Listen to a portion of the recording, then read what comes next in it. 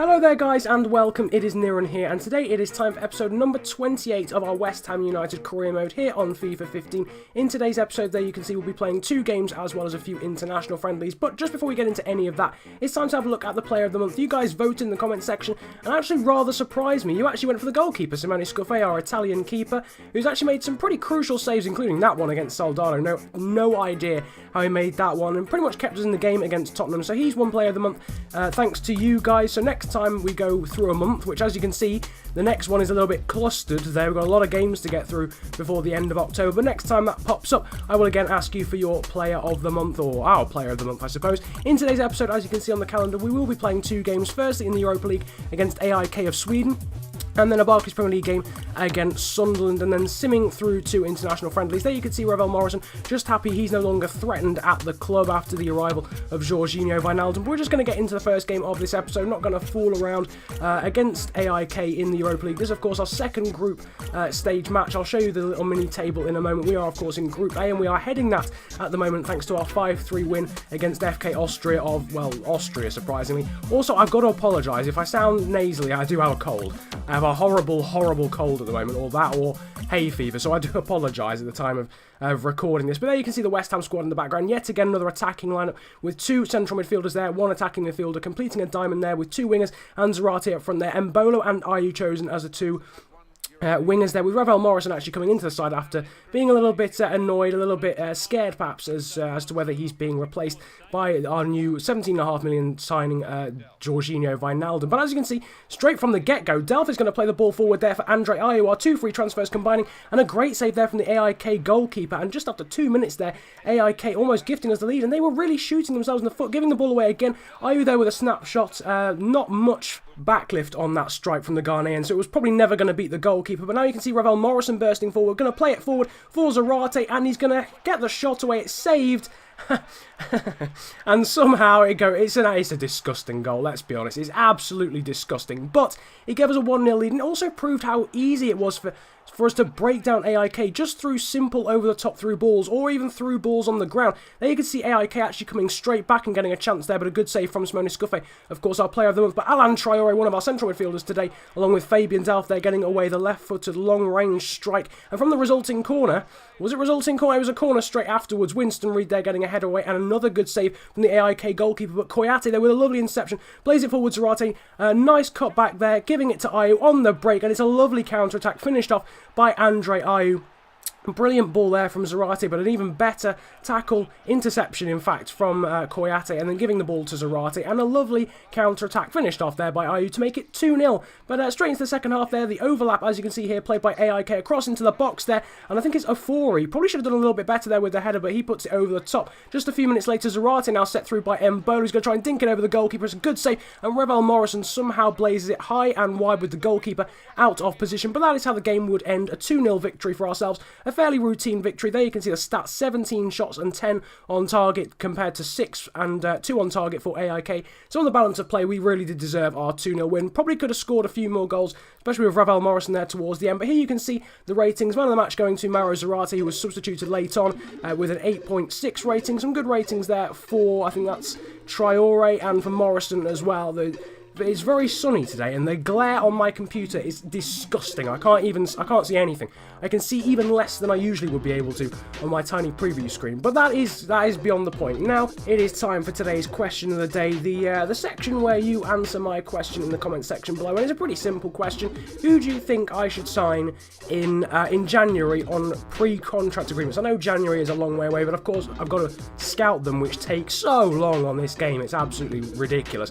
So I'm probably going to need about 2 months to collect them all together. So if you've got any players that you sign for free at the end of Season 2, leave them in the comment section below, basically like I did for Ayew and Delph, and I will try and sign them when it comes to January. I'll make a list and I'll try and get all of them, because of course free transfers are the best type of transfers. But now it is time to get into Game 2 of this episode, the final game of this episode. I know it's only 2 games again, but we've got to get through the international period, so I have to sim some games. That takes up some time. Here you can see the starting lineup against somewhat of a bogey team in Sunderland. We've lost lost to them twice in the past. There you can see the lineup. Valencia, the lone striker up front with Wijnaldum as the attacking mid. Here you can see Matt Jarvis there after a lovely tackle there, I think, from Koyate. Over the top through ball there for Wijnaldum. Some fantastic control. He's allowed to cut inside there by Sunderland defence, and he, in fact, scores to give us a 1-0 lead in just the 4th minute. And this guy, whoever, I can't remember the guy who suggested him. Whoever suggested Wijnaldum, you are a god. Like, absolutely. 1-0 in the 4th minute. Lovely goal from Wijnaldum. But now you can see in the 11th minute, Sunderland going forward again. A free kick there blocked. It's sort of fumbled out to Jack Rodwell, who takes the strike from outside the area. But it's another good save for Simone Scuffe. Now Koyate sending the ball forward for Jarvis. And can Jarvis score? No, he drags it wide there on the half volley. Probably should have done a lot better. You'll have seen as well our formation before this game was a 4-2-3-1 to try and combat the OP-ness of Sunderland. That's certainly a phrase I shouldn't have said. But in the meantime, they're showing off that. I'm not going to say it again. Because you know what I'm going to say. But Liam Bridcut has scored and equalised to make it 1-1 from a corner. It's a good header. He did a very good job to outjump. I think it was Umtiti or Koyate. Not entirely sure. But here you can see we're getting some good passing play going on here. Now Ener Valencia is sort of trying to get past the defender. I think that's Vergine. He's going to try and play it out wide, but it's not a good ball. Buckley is able to sweep up. Gives it to Pantilimon, but that's an awful pass out. And Andre Ayew is there to intercept and puts it into the empty net. Terrible mistake from the Romanian in the Sunderland goal. And it's now 2-1 after Liam Bridcut equalised with a lovely header from a corner. Andre Ayew now gifted a goal to make it 2-1 here at the stadium, and we are beating our bogey team. This is absolutely astonishing, but Valencia skipping past the challenge there of Virginie unleashes a strike. That was going top corner, but a good save from Pantilimon, perhaps starting to show or perhaps starting to make up for that terrible mistake in the first half. But now moving into the second half, from a corner there, Jetro Willems trying to curl an effort. Of course, scored a lovely goal against Cardiff earlier on in the season from that sort of position. So maybe a tactic we could try and exploit.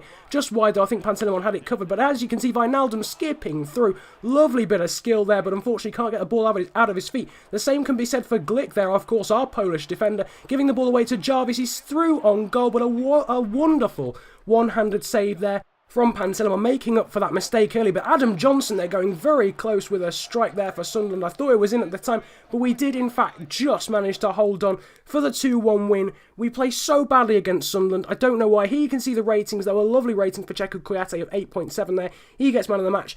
Good ratings as well for Valencia, Ayew and Wijnaldum, who all came off. I think that is Schöne who came on as well. Again, I really can't see. Delph got a good rating. Schöne, with his return since that injury, since that sprained knee a few episodes ago. But here is how those two, or how that game affects the Premier League table.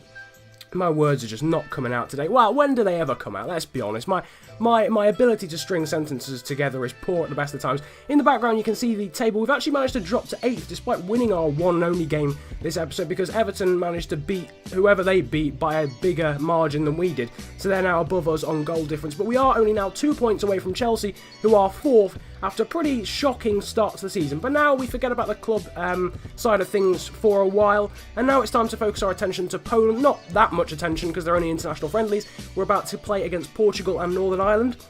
But one thing I just wanted to ask, if there are any Polish people who watch this series, if there are any Poles watching this currently, am I doing a good job of bringing through young players for the Polish team? So that's what I'm trying to do. I'm bringing in guys like Rafał Wolski, Jakub Kazecki, Peter Zielinski, who came in for this group of friendlies, and Bartosz Salomon, who's the centre back. Also Arkadiusz Milik as well. So if you're watching, just tell me in the comment section whether I'm doing a good job of that, because obviously you guys will probably know whether Polish players a lot more than I do. I'm trying to say this without sounding terrible, but that's what I'm trying to say. Am I doing a good job of managing the Polish team and bringing through young players is what I'm trying to say. In the meantime, we're now getting into the first international friendly against Portugal. They have Nani, Eder, and of course Ronaldo, so this was obviously going to be difficult. And of course, away from home, Nani gave them the lead, but just a minute later, Arkadiusz Milik actually managed to equalise, and then he managed to put us in front in the 64th minute. So somehow we're winning this game against Portugal with a fairly understrength team.